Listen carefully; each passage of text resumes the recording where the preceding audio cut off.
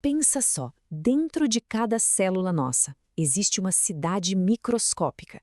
E nessa cidade tem umas fabriquinhas que, olha, trabalham sem parar 24 horas por dia, construindo, bom, literalmente tudo que mantém a gente vivo. Hoje vamos conhecer quem comanda essas fábricas, os ribossomos. Então, vamos lá mergulhar no coração da célula. A gente vai começar descobrindo o que é um ribossomo, depois vamos ver como ele é por dentro, sua estrutura e como é que ele funciona. Ah, e fica até o final, porque a gente vai descobrir como essa pecinha minúscula virou uma das maiores armas da medicina contra infecções. Vamos começar com uma pergunta fundamental. Se a célula é essa cidade toda, quem é que constrói as coisas? As ruas, os prédios, os veículos, tudo? A resposta, em uma palavra, é proteínas. Mas e quem constrói as proteínas? É exatamente isso que a gente vai ver agora. E a máquina que fabrica todas essas proteínas? Bom, ela é a grande estrela da nossa história de hoje. Vamos entrar então na primeira parte da nossa análise, a fábrica de proteínas, o incrível ribossomo. Certo, mas o que é exatamente um ribossomo? Pensa nele como se fosse uma nanomáquina, sabe? Uma montagem super precisa feita de duas partes, um tipo bem específico de RNA e algumas proteínas. E ele tem uma única missão, um trabalho que é crucial para a vida, construir mais proteínas. Ele é o verdadeiro mestre de obras da célula. E aqui tem um detalhe bem curioso que faz os ribossomos serem diferentes da maioria das outras peças da célula. Eles não têm uma capa, uma membrana em volta deles. É como se fossem operários trabalhando ao ar livre, sabe? Mergulhados ali no ambiente da célula, prontos para entrar em ação a qualquer momento. Bom, agora que a gente já sabe o que ele é, vamos dar uma olhada em como essa fábrica é construída e onde ela fica dentro da célula. E a localização, como vamos ver, tem tudo a ver com a função.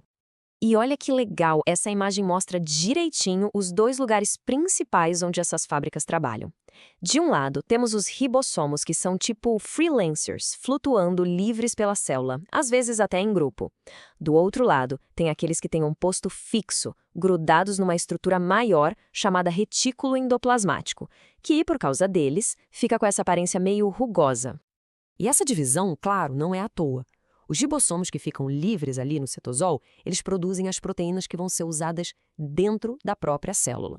Agora, os ribossomos que estão ligados no retículo endoplasmático, esses fabricam proteínas que vão ser mandadas para fora da célula, tipo hormônios, ou que vão formar as membranas. Ou seja, o endereço da fábrica define o destino do produto.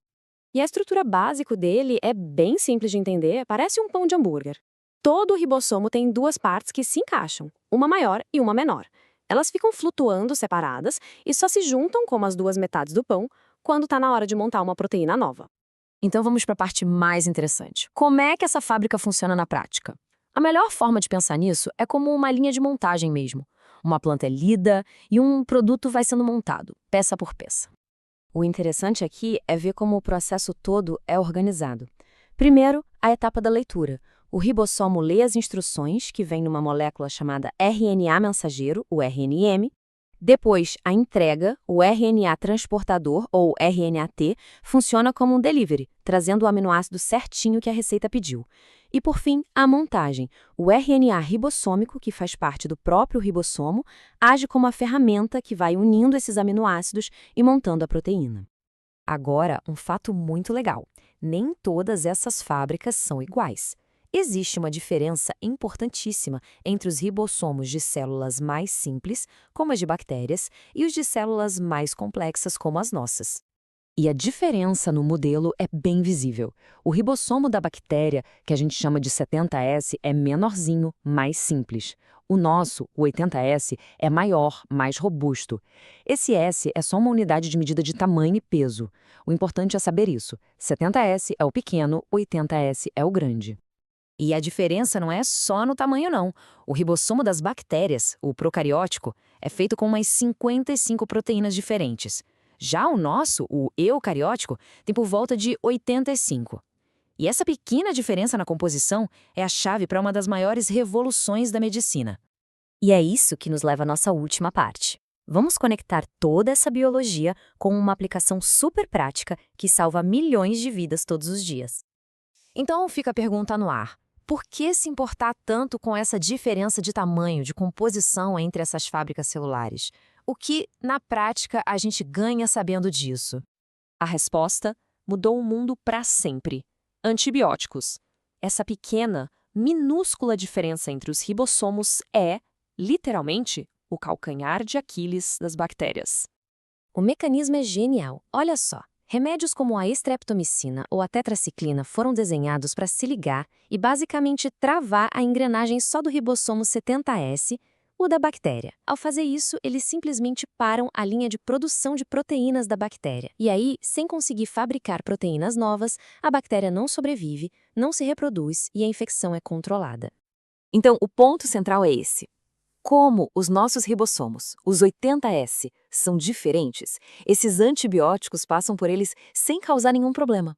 É um ataque de altíssima precisão que derruba o inimigo sem afetar os civis. É a beleza da chamada toxicidade seletiva. E isso nos deixa com uma reflexão para o final. A diferença nos ribossomos abre uma porta gigantesca para a medicina. Que outras pequenas diferenças, talvez entre as nossas células e as de vírus, ou até de células de câncer, podem ser a chave para os tratamentos do futuro? A resposta, com certeza, está escondida na biologia.